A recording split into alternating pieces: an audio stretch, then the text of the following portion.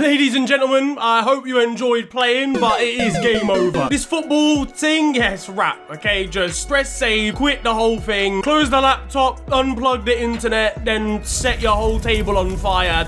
Please don't do that. Real Madrid are closing in on a deal in principle to sign young bright star Jude Bellingham from Borussia Dortmund. Now, Jude has been linked with a move to all of the top teams across the world. But why exactly does Real Madrid signing the young Englishman signal the end of football as we know it? Completely, mate. It's not actually the end. I'm just really bitter because he didn't sign for Liverpool. This was meant to be the one, okay, after missing out on so many central midfielders that would have changed Liverpool Football Club for the next 10 years. Jude was the one who actually wanted to sign. He was mates with all the players. I mean, for God's sake, Jordan Henderson's been paying for his Amazon Prime for the last 12 months. He said that his favorite Beatles tune is Hey Jude in an interview. You're saying goodbye now, bro. Put that album in the bin. FSG have really let this entire deal slip. It's crazy. Like, I'm sorry to start this video on a sort of Liverpool-centric tangent, but we've been waiting, missing out on other central midfielders for the last 3 years now to attempt to piece together the finances to sign Jude Bellingham, and then we haven't signed him because we don't have the finances. And now look, Real Madrid, who have beaten us in 2 Champions League finals, signed Aurelian Tchouameni instead of us, and now they've stolen Jude Bellingham. Meanwhile, all I get as part of this deal is clinical depression. To be honest, we should have known this was going to be the case from the outset. I mean, imagine Jude Bellingham walking into the Liverpool training facilities and seeing Joe Gomez attempt to play football. You're supposed to be a dinner man, serving dinner to the students in the secondary school. Plus, he was already at Real Madrid training before it even signed for the club. That's how good this kid is. It's all right anyway, don't worry. We don't need any more central midfielders. We've got Curtis Jones.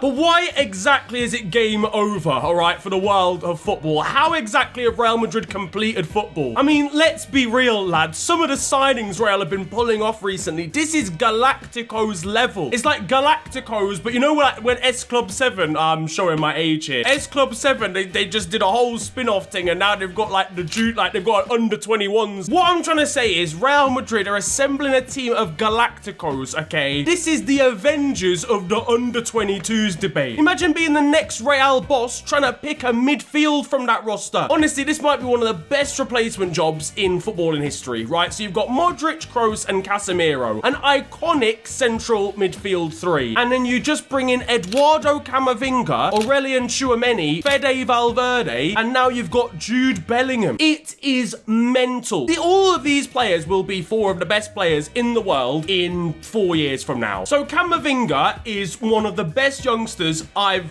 ever seen. He has all the attributes to do whatever he likes. It's silly. You could play him at centre mid, left back, right wing, dishwasher cleaner, and he's the stadium announcer all at the same time. Basically, yeah, what I'm saying is, I'm sick. Aurelian Tchouameni's cold. He schooled England at the World Cup. He's crazily versatile, can just lock off a whole midfield on his own. Fede Valverde'll punch up some people outside. The Uruguayan has got shot power for days, has got creativity, has got raw determination, doggedness, and now you're slapping Jude Bellingham into the pot too. This is mad. One of them's got to get dropped. Aurelian Tchouameni is going to be devastated on his way to RM Castilla. Even in the here and now, this is a mad combination with the older players involved. Jude Bellingham signed for Real Madrid and Toni Kroos has signed for a nursing home. Yes, I agree. But Luka Modric is still there, holding it down. The link up between him and Jude in training alone is going to be scary. You're going to have, right, potentially Camavinga, Tchouameni, and Jude Bellingham versus Frenkie de Jong, Gavi, and Pedri. El Clasico's back online, bro. We've had 3 years of like Luke de Jong v Dani Carvajal. Imagine being Cadiz and seeing this Real Madrid midfield 3 coming towards you. If I'm Getafe, I'm not turning up for the game. I don't care. But I won't be there. And you might think I'm over-exaggerating in saying that that's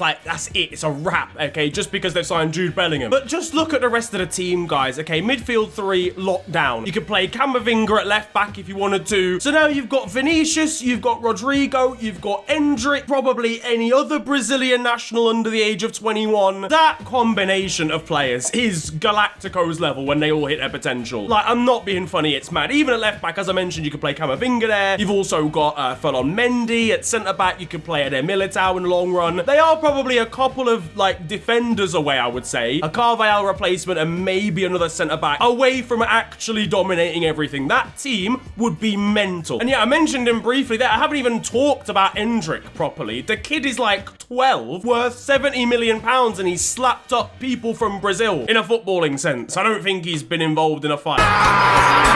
By the way, I do know there's the caveat that Real Madrid are quite literally third in La Liga as I'm talking about this. So I do realise there's probably Barcelona fans out there saying, what the fuck are you talking about, boss? We're literally beating them in the league quite convincingly. But I'm telling you now, yeah, when this Real Madrid team hits its ceiling, it's gonna be peak for a lot of people. Barcelona, you're also good. Don't get it twisted. As I said, that midfield's crazy. You've got the likes of Araujo, who's fucking unbelievable. They've got youngsters moving forward as well, and they've got crazy pulling power of Barcelona. So they'll be able to go toe-to-toe. But for teams in the Champions League, unless you're Man City, prepare for imminent death. Heck, even Man City wanted him as well, but apparently was never keen on a move to clubs like Man City or PSG, which personally, I wouldn't have if I was Pep Guardiola. He didn't come to see us. The Spaniard must have been depressed, scrolling through his phone and reading the Fabrizio Romano tweets. Meanwhile, Manchester United were supposedly in the race as well at one point, and Eric Ten Hag was trying to get Jadon Sancho to call his boy and bring him over to Carrington. Call anonymously. You call anonymously! I go to their Christmas parties, for Christ's sake. They know me. They know my voice. They'll know me. And look, listen, I love Jude Bellingham as a footballer. I think he's amazing. I think he's great for England. I think him going to Real Madrid, to be honest with you, will only take him to the next level for England. In conclusion, ladies and gentlemen, Real Madrid have managed to get their hands on yet another one of the world's best young players, best young midfielders. And once they all hit their prime, this team is going to be scary. You know, you're going to be seeing team sheets that include Camavinga, Tchouameni, Jude Bellingham, Fede Valverde, Endrick, Vinicius, Rodrygo. They could still have Nacho at centre-back in that time, and you're still getting peppered. World football, in terms of wanting to win Champions Leagues, we're in serious trouble, guys. I'm not gonna lie. Sure, this team's not gonna be undefeatable. Even in La Liga, Barcelona will be able to give them a good run for their money. But listen, Chelsea, if you're managed by Frank Lampard and you think you could get a result against these lot in 6 years, support someone else. And this entire pendulum swing, all of this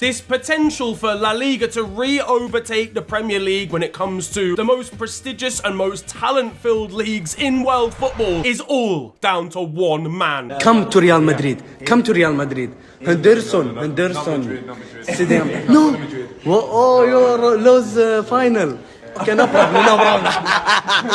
But what do you think about this entire situation? What do you make of Jude Bellingham signing for Real Madrid? Does it signal a changing of the tides for the future? Are La Liga now in pole position to re-overtake the Premier League as the best league in the world for talent in 5 years? Obviously, there's always been a debate as to which one is better, but undoubtedly there was a period in the early teens where Real Madrid and Barcelona were just significantly better than anything that we could conjure up. Now, at the moment, with the likes of Erling Haaland and co at Manchester City, Mo Salah and co at Liverpool, even this new young Arsenal team has got some real stars in it. Real Madrid and Barcelona could be about to blow us out of the water. But do you agree with me? Let me know down in the comments section below. If you enjoyed today's video, then of course feel free to slap a like on it and subscribe if you're new to the channel. You can also follow me on social media. It is @theofficialfng on Twitter and on Insta. But it's been a pleasure ranting at you guys today. Have a wonderful day, enjoy yourselves, and goodbye.